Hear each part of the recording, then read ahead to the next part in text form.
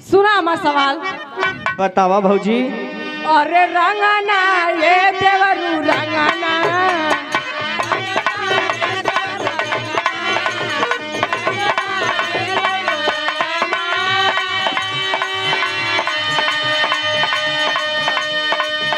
अरे केही बिना रंगना केही रे बिना रंगना, तो केही बिना रंगना तो हत नहीं के।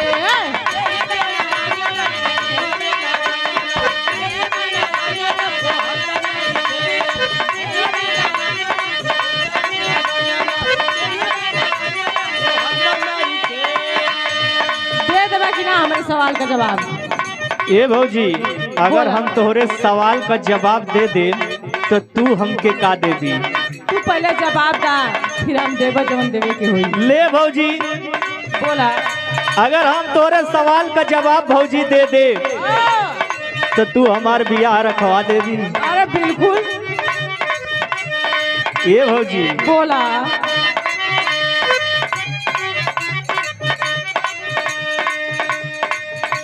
रंगना ये भौजी रंगना,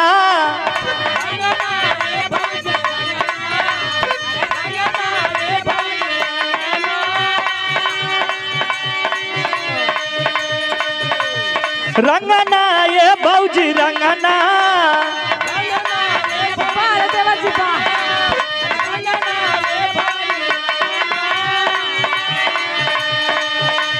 रंगना ये भौजी रंगना, एड़ी बिना रंगना कलाई बिना कंगना।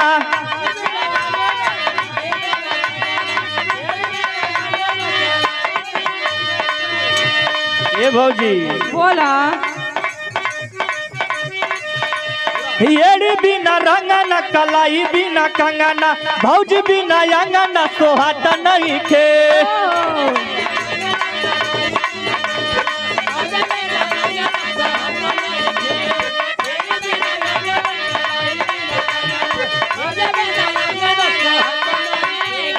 ये भौजी तोरे सवाल का जवाब हम दे देली। अरे ये तो बड़ा सिंपल सवाल रहा, एक तो मुंह बना के बता देला। अच्छा अच्छा। दूसर की सवालिया का जवाब देला तनी तो जानी तो के। भौजी दूसर कियो सवाल कैला। अरे ककरी ये देवरू ककरी, ककरी। हाँ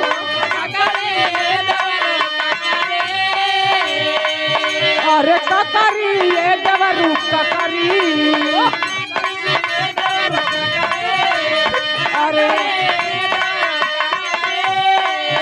अरे केही बिना ककरी केही रे बिना पकड़ी, तो केही बिना मछली मारत नहीं के।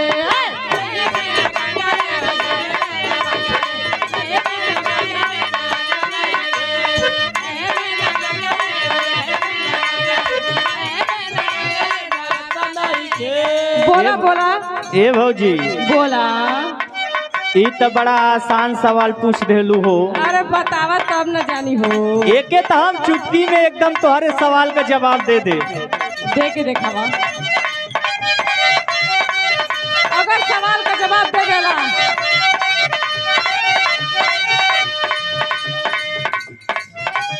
ककरी ये भौजी ककरी,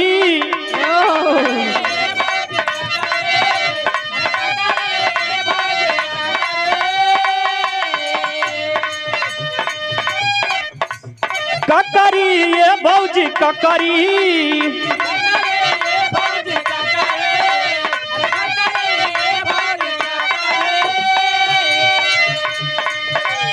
कोई बिना ककरी गड़ेरी बिना बकरी, कोई बिना ककरी बिना बकरी।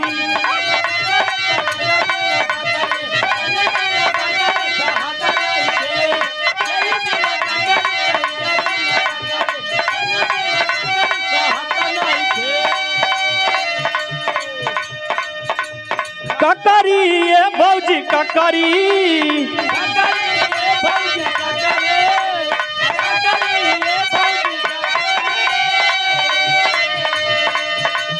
कोई बिना ककरी गड़ेरी बिना बकरी, कोई बिना ककरी गड़ेरी बिना बकरी, माझी बिना मछरी सोहाता नहीं खे।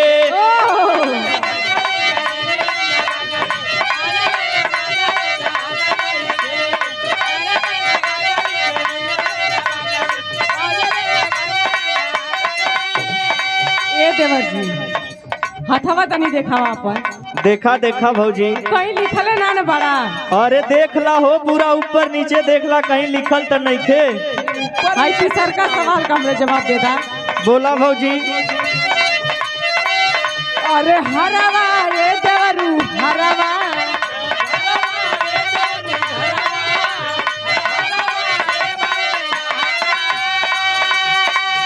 अगर हमरे ये सवाल का जवाब दे दे बाना।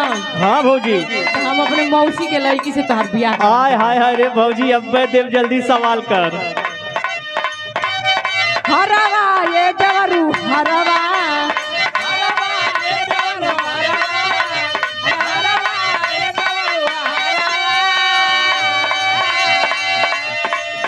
अरे कई बिना हरावा के रे बिना पुरावा, कई बिना हुरावा तो हट नहीं के।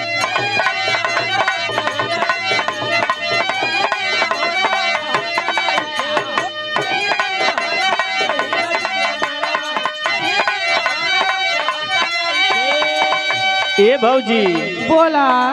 एहू सवाल का जवाब लेला हमसे। देगा। हरवा ये भौजी हरवा,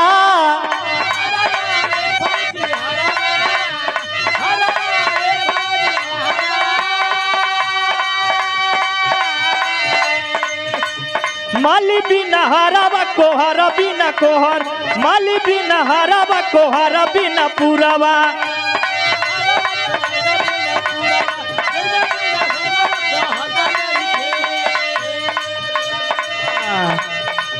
माली बिना हरवा कोहर बिना माली बिना हरवा कोहर बिना पुरवा, ऐरन बिना हुरवा चलत नहीं थे।